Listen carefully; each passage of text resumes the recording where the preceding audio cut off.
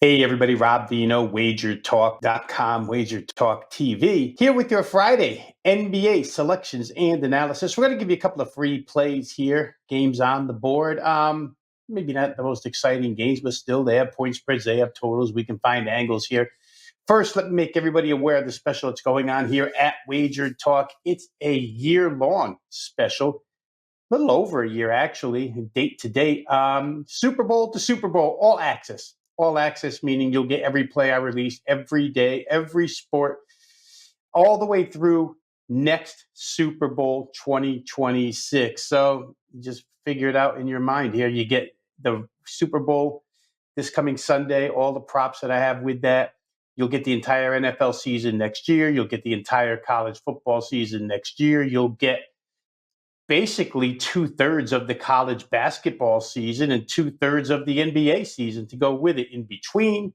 Canadian football, I think it's UFL, the Rocks League, XFL, UFL, I think they call it UFL now.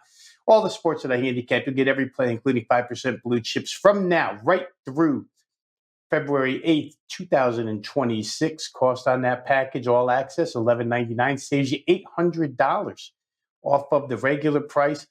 52 weeks, it's only $23 a week for all selections, every sport. Once again, it's the big game special, all picks until Super Bowl 60 for just $11.99. Let's get to the game here first. Atlanta at home against Milwaukee.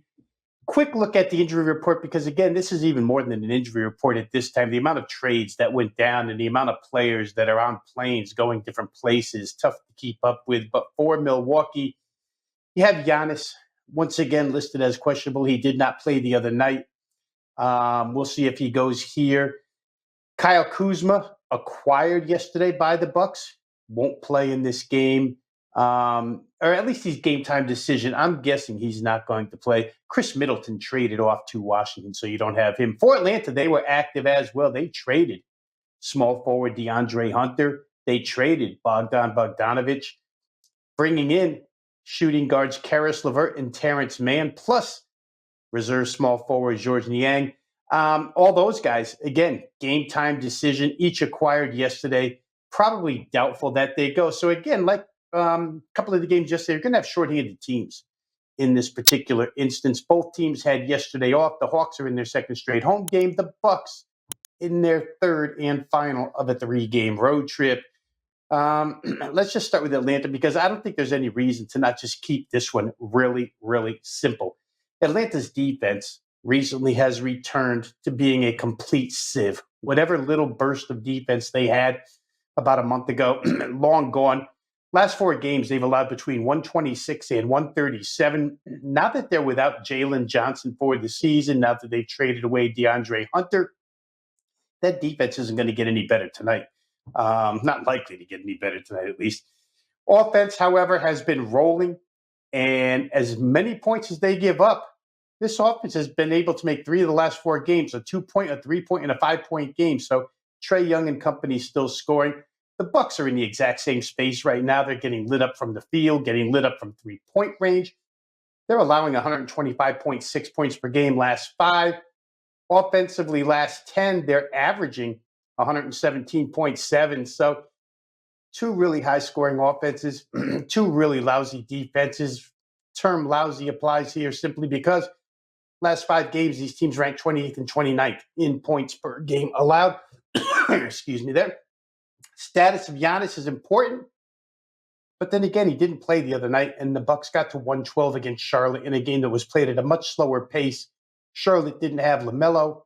Atlanta is the second fastest paced team in the NBA. It just seems like a game where the styles can't be ignored. These teams can make this type of total look very, very small. Way to go here. Free play for today is Milwaukee at Atlanta over the 242.5.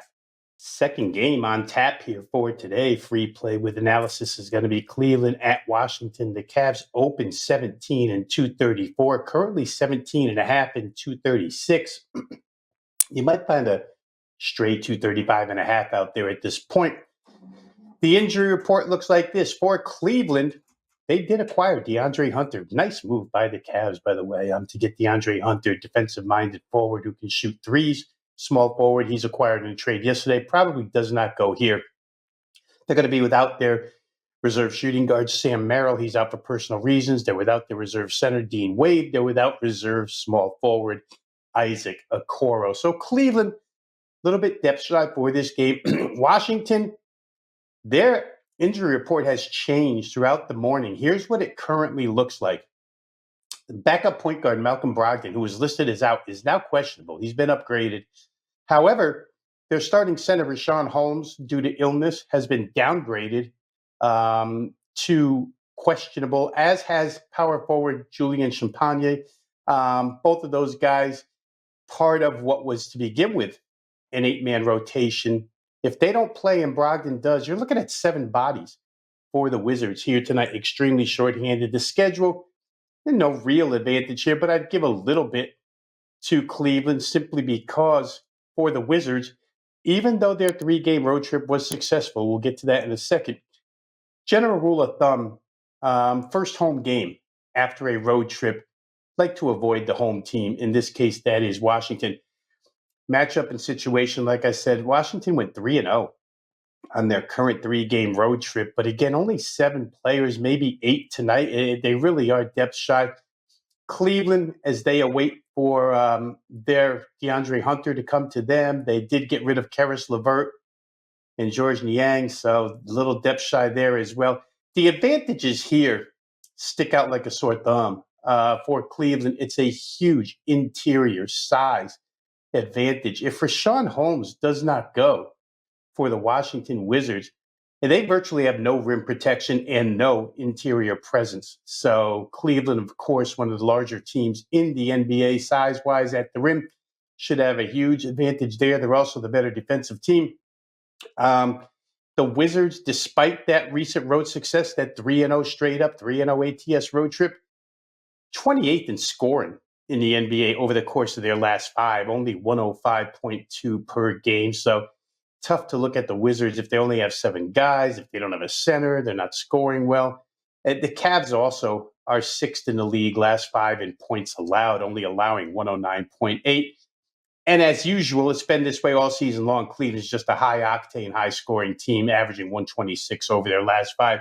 So again, this price tag at 17 and a half, I don't know that either side is advisable. You really don't know what Cleveland's second half intentions are going to be should they get out in front. I will say this, they have 2 days off after this game, so there's really a lot of rest ahead. I mean, if Kenny Atkinson wants to, he could play these guys their normal minutes, or he could yank them and let the bench go ahead and get extended minutes. Washington's going to play hard, but again, shorthanded, first game off a 3-game road trip. I'm not sure that their defense can handle Cleveland. Cleveland's one of your best first half scoring teams in the league. And over the course of their last 3, they bumped that up to 66.7 per first half. That's the way we're going to look here. The number is 63 and a half.